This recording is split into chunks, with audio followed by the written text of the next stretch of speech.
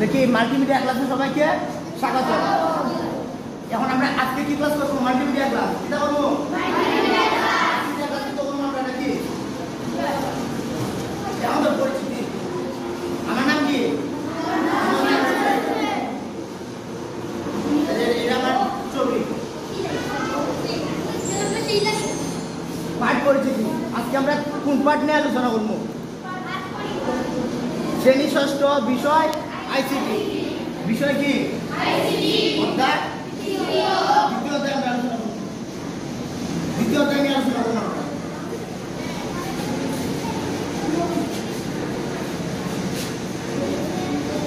নিচের চিত্রটি একটু লক্ষ্য করো।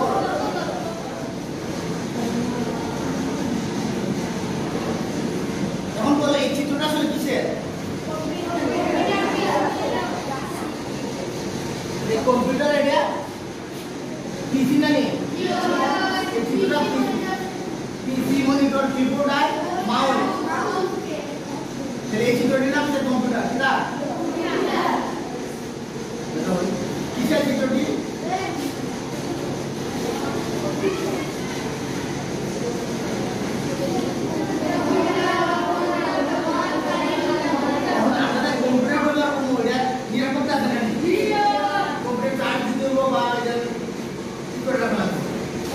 আমরা এই বিষয়ে একটা আলোচনা করবো।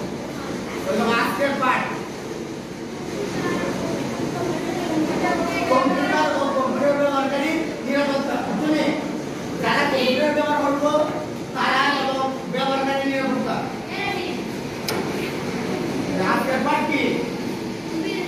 আজকের পাঠ নাম কি? কম্পিউটার।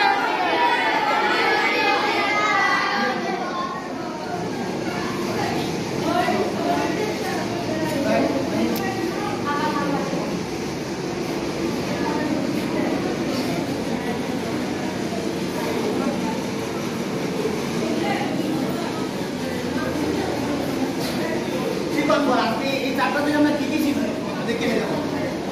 এই পাঠ শেষে আমরা আসলে কি শিখবো?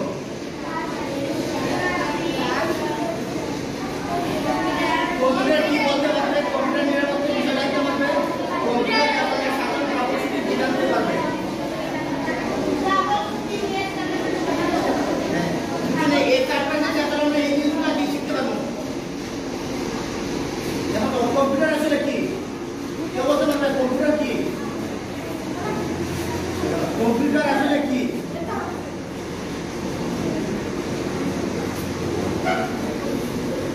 কম্পিউটার কি?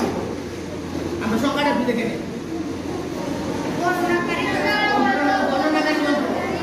দেখি কম্পিউটার আসলে গণনাকারী যন্ত্র।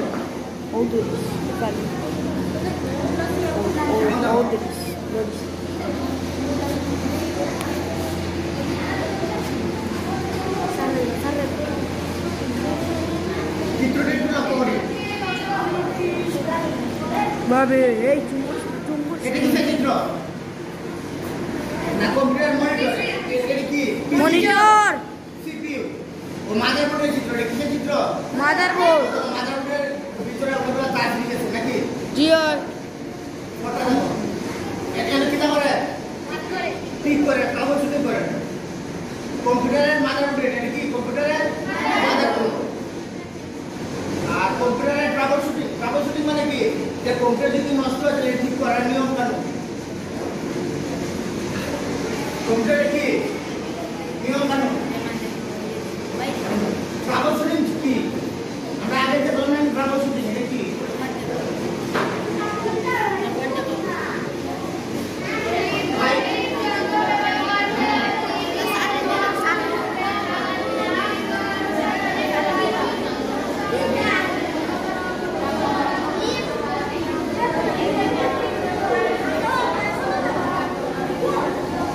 শেষ করেছে তাই এগুলো পড়ো। ট্রাবলশুটিং জিনিস হলো কম্পিউটারের কোন সমস্যা হয় জানি সমস্যার সমাধানের যে নিয়ম এটা কি ট্রাবলশুটিং।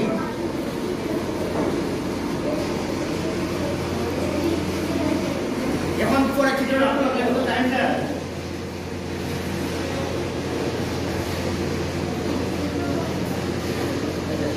সিস্টেম সঠিকভাবে চলছে কিন্তু মনিটরে কিছু দেখা যাচ্ছে না। ঠিক না? অনেক সময় করে ঠিক কিন্তু মনিটরে কিছু উঠে না। এটা কি এই যে চিত্রটা লক্ষ্য করো। এটা র্যাম কম্পিউটারে কি এটা র্যাম কম্পিউটারে শুধু র্যাম। এখন সমস্যাটা কি দেখো সিস্টেম সঠিকভাবে চলে কিন্তু মনের মধ্যে দেখা যায় না। এই সমস্যার সমাধান কিভাবে করা যায় এটা কে বিজানো না লক্ষ্য করো। সমাধানটা আমরা কিভাবে করি এটা কি জানেন আগে মাদারবোর্ড এটা মাদারবোর্ড এটা কি মাদারবোর্ড অর্থাৎ সিস্টেম ইউনিটকে বলা হয় কি মাদারবোর্ড। এটা কি র্যাম কম্পিউটারের র্যাম। ভালো করে কি বলবো আমাদের সমস্যাটা কি কম্পিউটারে অন হয় ঠিক কিন্তু ডিসপ্লেতে কিছু দেখা যায় না মানে এটা সমাধান আমরা শিখব। এটা র্যাম। এখন তো আমরা কিভাবে করব ঠিক করব দেখো কিভাবে সিস্টেমকে প্রথমে বন্ধ করো এবং মেইন সিস্টেম থেকে পাওয়ার কেবলটি তুলে ফেলতে হবে। এগুলো করো ভাই পাওয়ার কেবল আছে না নি এটা আমরা খুলে নিব প্রথমে খোলার পর কি মেমরি স্লট থেকে সকল র্যাম সরিয়ে ফেলতে হবে। আমরা একটু আগে যে র্যাম দেখছিলাম কম্পিউটার ভিতরে এটা আমরা বার করে নিব। এই 3000 টি র্যামের কানেক্টরগুলোকে বসে পরিষ্কার করতে হবে। বুঝা র্যামের এই জায়গায় কিন্তু আছে না নি এই যে রাবার দিয়ে বসতে হবে। দেখো শক্ত ব্রাশ দিয়ে সম্পূর্ণ র্যাম স্লটকে পরিষ্কার করতে হবে। র্যাম ইনস্টল না করে কম্পিউটারটি চালু করো এবং কোনো পিন সাউন্ড হয় কিনা খেয়াল করো। কি সাউন্ড হয় পিন সাউন্ড হয় কিনা একটু খেয়াল করো। এবার যদি পিন সাউন্ড হয় তাহলে র্যামটি সমস্যাযুক্ত আর যদি পিন সাউন্ড না হয় তাহলে সমস্যাযুক্ত না। এবারও ডিসপ্লে না আছে নতুন র্যাম লাগাতে হবে। র্যামকে পরিষ্কার করে আবার চেক করো। অধিকাংশ ক্ষেত্রে ডিসপ্লে না আসার কারণ হলো র্যামের সমস্যা।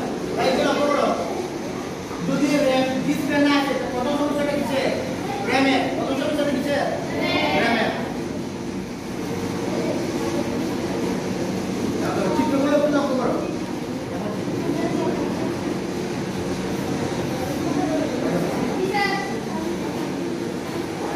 সিস্টেম অত্যন্ত গরম হয়ে যায় এবং অস্বাভাবিকভাবে হঠাৎ বন্ধ হয়ে যায়। সিস্টেম অত্যন্ত গরম হয়ে যায় এবং অস্বাভাবিকভাবে হঠাৎ বন্ধ হয়ে যায়। কম্পিউটারে অনেক সময় কমে যায় কম্পিউটারের সময় কি যায় হঠাৎ করে গরম হয়ে যায় না মানে এটা কিসের কারণে হয় সমস্যাটা কি দেখো সিস্টেম অত্যন্ত গরম হয়ে যায় এবং অস্বাভাবিকভাবে হঠাৎ বন্ধ হয়ে যায়। এই সমস্যার সমাধান কিভাবে করা যায় এটা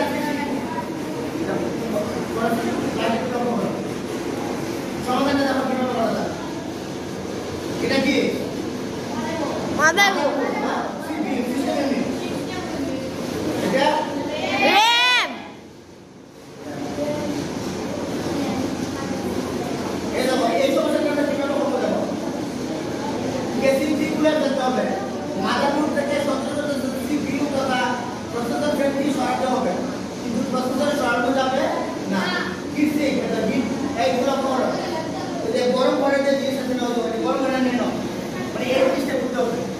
প্রচুর ধুলাবালি জমার কারণে বায়ু চলাচল বাধাগ্রস্ত হওয়ার কারণে সিপিইউ ঠান্ডা হতে পারছে না। সিপিইউ যদি ঠান্ডা না হয় তাহলে কি হবে গরম হবে না। কিসিং এবং ফ্রেমটিকে ভালোভাবে পরিষ্কার করে পুনরায় ইনস্টল করো। এবার কেবিনেট দিকে বন্ধ করে কম্পিউটারটি চালু করো দেখবে সব ঠিক হয়ে যাবে। বাড়ির কাজ